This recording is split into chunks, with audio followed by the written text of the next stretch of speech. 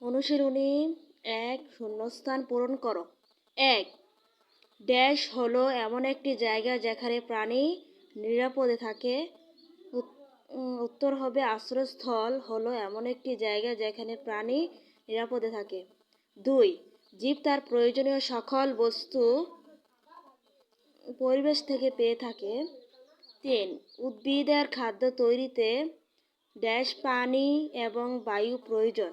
উদ্ভিদের খাদ্য তৈরিতে সূর্যের আলো এবং বায়ু প্রয়োজন।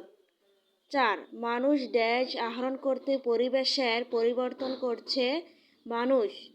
মানুষ প্রাকৃতিক সম্পদ আহরণ করতে পরিবেশের পরিবর্তন করছে। ২ সঠিক উত্তরে টিক চিহ্ন দাও।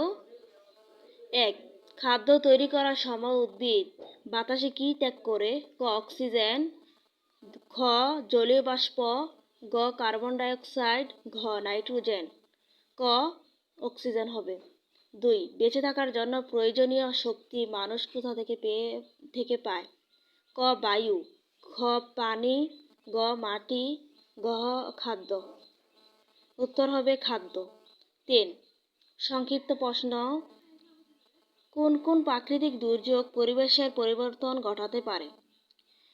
উত্তর খরা, বন্যা, ঝড় ও ভূমিকম্পের মতো প্রাকৃতিক দুর্যোগ পরিবেশের পরিবর্তন ঘটাতে পারে। প্রশ্ন ২ জীবের বেঁচে থাকার জন্য কি কি প্রয়োজন? জীবের বেঁচে থাকার জন্য খাদ্য, আবাসস্থল, আশ্রয়স্থল, পানি এবং বায়ু প্রয়োজন। প্রশ্ন ৩ উদ্ভিদের খাদ্য তৈরিতে কি কি প্রয়োজন? উত্তর উদ্ভিদের খাদ্য তৈরিতে সূর্যের আলো, পানি এবং বায়ু, কার্বন ডাই অক্সাইড প্রয়োজন।